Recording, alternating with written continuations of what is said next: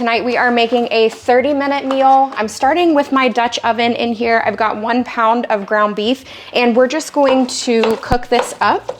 Start to get this cooking in here. You can cook this in a skillet if that's what you prefer, but you want a pot with a lid. You guys really seem to like one-pot meals, which is fantastic. This is one of those, but it's also a 30-minute meal, which makes it even better. So it is a double whammy. So this is also a pretty lean ground beef, so we're really not gonna end up with a lot of fat or grease there, but I will take a paper towel and just soak up the little bit that's there. Okay, so you can just take a paper towel, fold it, and then just kind of let that soak it up. Then grab your tongs or something like that to pull out the paper towel.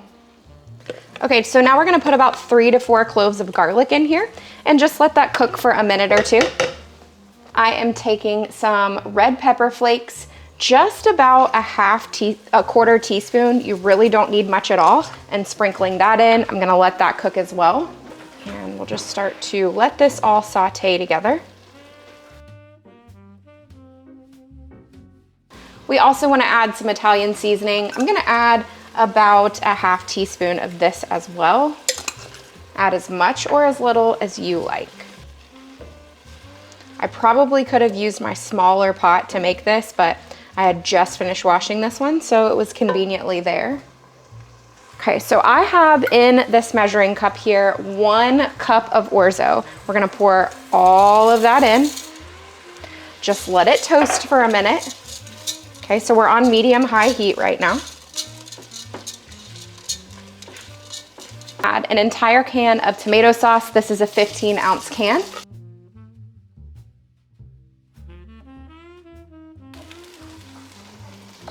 I am also using this beef bone broth, and we want to add about 3/4 of a cup of that. That's 3/4. It smells really good in here right now. I've also got some heavy cream. We are going to add 1 cup of heavy cream. I'm just using my same measuring cup here.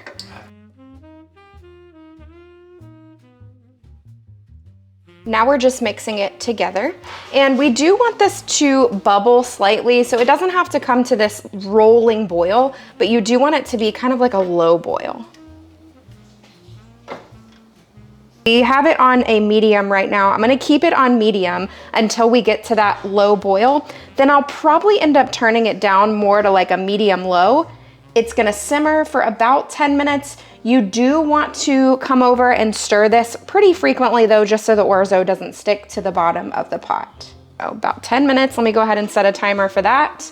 Oh my goodness, you guys, I realized I forgot to add in the Worcestershire. We need to add in a teaspoon of Worcestershire, so just add that in. It's totally fine because it's been literally 30 seconds since I set the timer, but yeah, don't forget that is an ingredient that we're adding. Okay, you can start to see a very low little boil here. So I'm making sure to give it a stir, but that's what we're looking for. We really just want it to be consistent.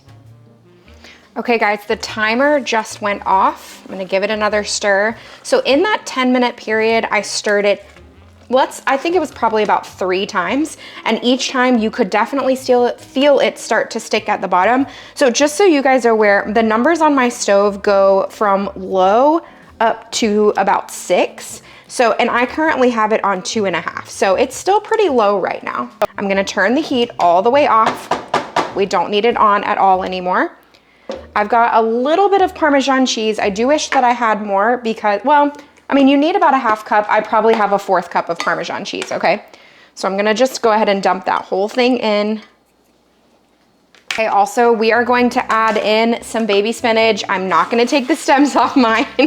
You feel free to do that. You guys, if you've been here for a while, you know why I'm laughing, because apparently there is a lot of very strong feelings about whether or not you should take the stems off of your spinach. Feel free to do that. Cut the stems off if you want to, okay?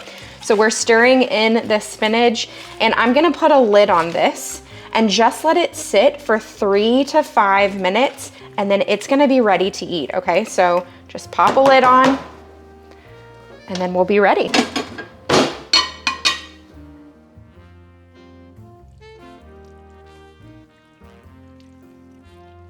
All right, friends, after tasting it, I'm just gonna add a touch of salt. It doesn't need much, just a little bit, maybe a half teaspoon or so.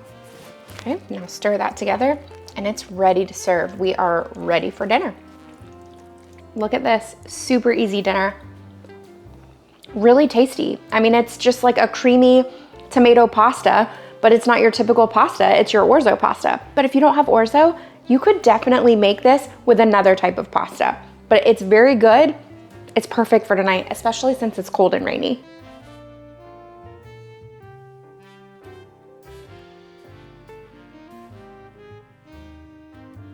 Tonight for dinner, we are gonna have something I'm calling taco pie.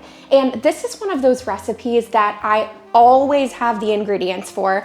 I pretty much always have the ingredients to make like a quesadilla or tacos or something like that, and chili. I want you to tell me in the comments below, what is something that you always have the ingredients for in your house? It's like a standard staple. The items are always in your pantry or your refrigerator, and it's that go-to meal. I just realized I was chatting with you guys and telling you what was going on, and I didn't turn on my microphone. We are preheating the oven to 400 degrees, and I'm going to brown up at 1 pound of ground beef. I'm gonna do mine in the cast iron skillet here, just because I feel like it's gonna fit the tortilla shells in it perfectly, so that's why I chose this. Now, as this beef is cooking up, I'm gonna take a little bit of taco seasoning mix, and we're going to sprinkle onto the beef. Now, if you wanna make up your own taco seasoning mix, that is totally fine. Please feel free to do that. Okay, so I'm only gonna use about half of the packet. I just don't feel like we need the whole thing. Let's just get this browned up. Okay, let's turn off the heat, and I'm gonna transfer what's in here to a paper towel lined plate. I am using these flour tortillas, and we're gonna start by just putting one at the bottom here. It's totally fine that there is still some little beef particles at the bottom. It's not gonna hurt anything at all. Okay, so I wish these were just a smidge bigger, but this is the size that we have right now. So we're gonna go with it. It's gonna be totally fine. Now, I actually have some black beans that I made the other night, so I'm gonna go ahead and use these up. You do not have to put beans in these. I just figured we have leftovers. So, you know, I like to utilize what we have, and leftovers, if I can repurpose them, that's the best, because, you know, then you don't feel like you're eating the same thing over and over again. Now we're gonna take some of that beef and just kind of sprinkle over the top here. Man, if you had the large tortillas, this would fit in this cast iron skillet. If we had the large tortillas, it would fit in this cast iron skillet so perfectly. This would be awesome, but it'll be okay. Now, feel free to add to this whatever you want. I am going to be adding cheese. We do have some salsa. It is a cilantro salsa, and my daughter is not a fan of cilantro, so all the rest of us are. So we'll end up putting that on the side rather than on it. When I told the kids what we are making for dinner, they picked out this nacho taco cheese. So you guys know that we normally shred our own cheese, but we were trying to make a quick meal out of this, so I went ahead and just got this, which is totally fine. And they thought that the nacho taco cheese would be great for tonight's dinner. It is a 3-cheese blend of Monterey Jack, cheddar, and Colby cheeses with added spices. I'm gonna put another layer here. And actually, you know what? Hold on. Before I do that, I really wanna make sure everything gets to the edge and it's not stacked too high in the middle. The problem if it gets too high in the middle is it's gonna start to fall over, you know? So if you want it to be even enough that's not gonna, I don't think I explained that very well, but I think you guys know what I'm talking about. If it's too high in the center, you're gonna have a dome shape, and I really don't want that. I want it to be all the way to the edge so we don't get that. Try that again. Actually that's much better. Okay.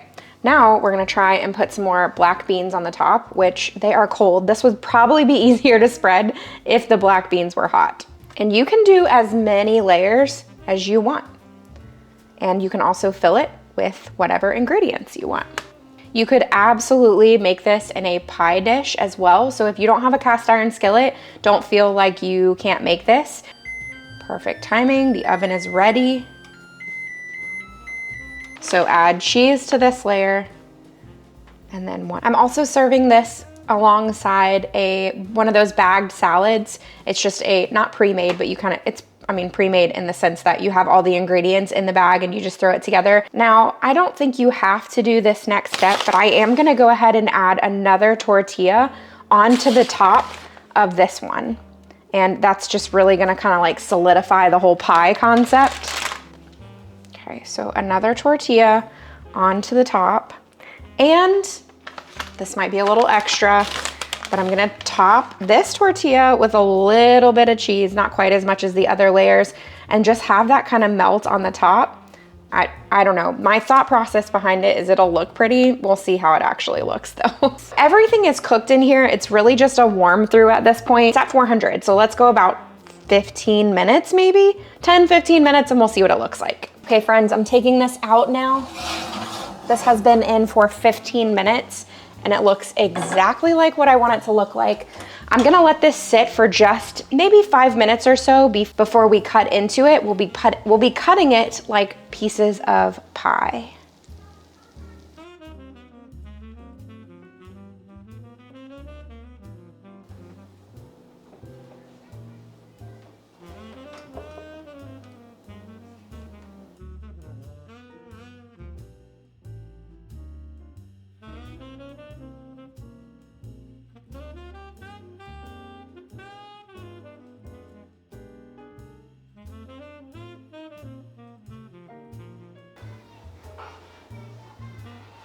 I cannot wait to dive in. Look how delicious this looks. The dish that I wanted to make this next one in has just grown legs. It's gone. So we're gonna make it in this. This one sounds like a recipe that I almost grew up with, because whenever we make chili, we do what we call Frito mess, and it kind of seems like a play on Frito mess. Okay, so this is from Leisha. Leisha says that she has a son, a grandson, and a granddaughter. She loves to cook. She said she's actually won several cooking competitions and she's been cooking since she was 8 years old. So this one sounds really, really easy. I don't even know what we want to call this. It sounds delicious though, okay? So we are going to take some of this cream cheese. So I've got half of a block left. Okay, so we're just gonna put that here in the center. I am gonna spread it just a little bit. Okay, I don't know if she does this, but this is kind of like my take on it. All right, and I just made up a super quick chili. She said that she pour a can of chili over it. Now, I already had all the stuff. A lot of the ingredients were being used in dinner tonight, so I went ahead and just made up a super little quick chili here. We're gonna throw this over the top. It already smells delicious. Okay, now I definitely think that a no bean chili, you guys know, this is a debate on my channel whenever I make chili. I actually love beans in our chili. I know that's not Texas chili, but I do think that for this recipe, it's better to have no beans, but that's just, listen, you make any recipe however you wanna make it. You know that as a motto here on my channel. I'm just gonna use all of it, even though that's kind of a lot of chili, I think it'll be okay. Okay, she said she tops this with cheese and then she bakes it in the oven. I don't know how long or what temperature. I'm gonna go 350 and we're just gonna bake it until the cheese is nice and melty.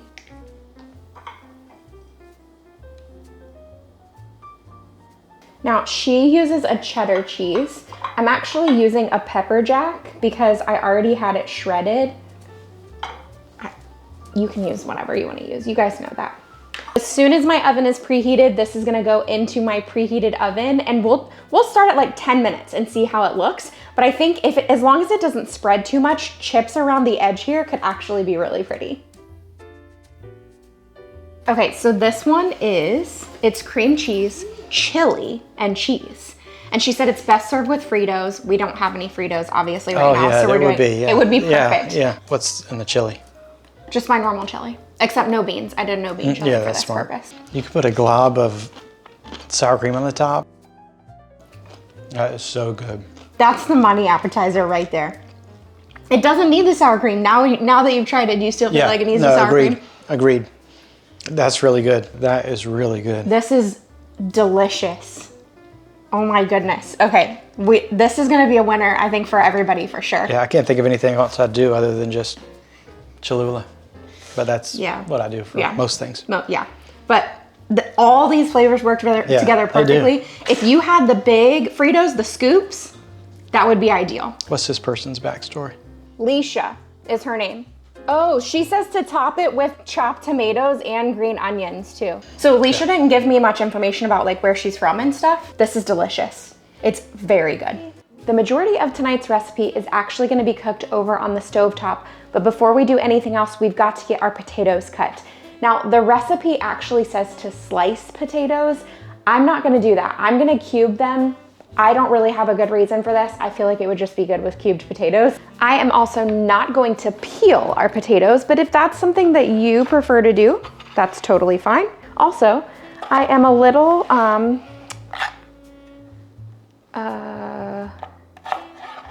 what's the word I'm looking for? This explains exactly how I feel. Not put together right now. I just got off of a call. Normally I have dinner pretty much done by now. Just got off of a call. I have to make this dinner and then I have another call in 1 hour. So this will be very interesting. Disorganized, maybe that's the word, but I don't even think it's that. I don't know, I can't think of the word. Crazy? That's probably the best word. Okay, you're going to add whatever your cooking oil preference would be. I'm using olive oil for this recipe. I'm gonna let that get a little bit hot and then we're gonna add in those potatoes. All right, so we're just letting these potatoes saute for a couple of minutes. We're not looking for them to get all the way done, but we do wanna get a little bit of color on them. So I have my heat turned up pretty high. We want some of the beef to get color like that right there. Not beef, these are potatoes. We want some of the potatoes to get color like that right there. So we're just sauteing them just so we get some of that.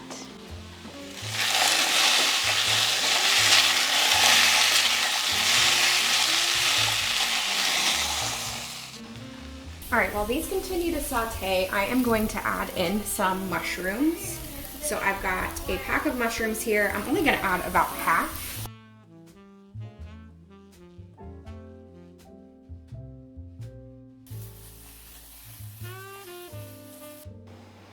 Now I'm just covering this for just a minute just to see if we can get it to move a little bit quicker. Okay, I'm gonna turn my heat, well, we'll turn it off. We are going to transfer this to a plate and then cook our ground beef. And then this is gonna come back in a couple minutes.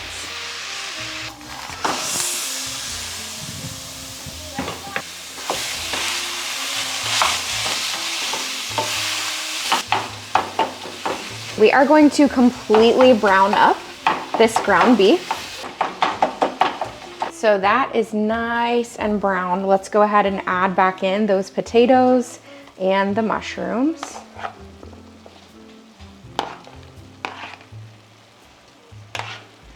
Season this up with a little bit of paprika, about a teaspoon. So I'm going to season, stir, season again. We also are going to add a little bit of onion powder because we didn't add onions. So this is gonna be maybe a half teaspoon. And same with garlic powder, about a half teaspoon. I don't have any mustard powder, like ground mustard. I'm gonna use some stone ground mustard, actual mustard. I know it's not the same thing, but it's gonna add good flavor. So I'm just gonna add about a teaspoon of that. Let's stir this and then I will add a little more seasoning. My heat is currently on medium. Honestly, I could stop right here with this recipe. To me, this looks delicious. There's more that's going into it, but I would be totally fine with this one right here too. Okay, let's add a little more of that paprika, onion powder, and garlic powder. And obviously you can add salt and you can add pepper and whatever you wanna add at this point. Now, this recipe says to add 1.5 cups of broth. I do not think that's gonna be necessary. I'm gonna start with even just a little less than 1 cup of bone broth. So I'm gonna give this another little stir here and then put the lid on, and this is gonna cook for about 5 to 10 minutes. Then we will add the rest of the necessary ingredients. And my heat is still on a medium. All right, I have about a cup, just under a cup of Greek yogurt here. We're gonna add this in.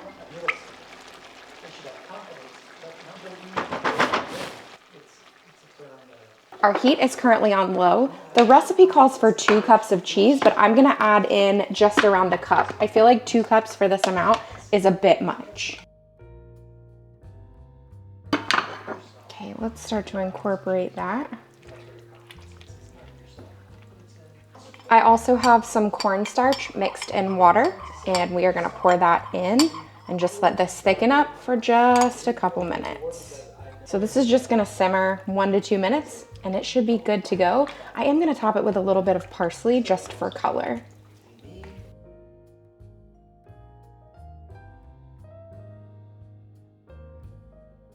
Doesn't this look so good? It came together in just a couple of minutes. This one is one of those ones where you can throw it together really quickly. You're only dirtying 1 pot in your kitchen, and it's something everybody in the family can enjoy. Solid flavors, all good. When the recipe said to use 1.5 cups of liquid, absolutely not. You do not need that much liquid. You might even need less liquid than I used, but the flavors are great. Our verse today comes from John 6:35. Jesus said to them, "I am the bread of life. Whoever comes to me shall not hunger, and whoever believes in me shall never thirst." I hope you guys enjoyed today's video. These are absolutely some of our favorite ground beef recipes, but if you need more inspiration and encouragement in the kitchen, check out the video that I have listed above. Also, there are tons more recipes here on my channel. Make sure you check those out.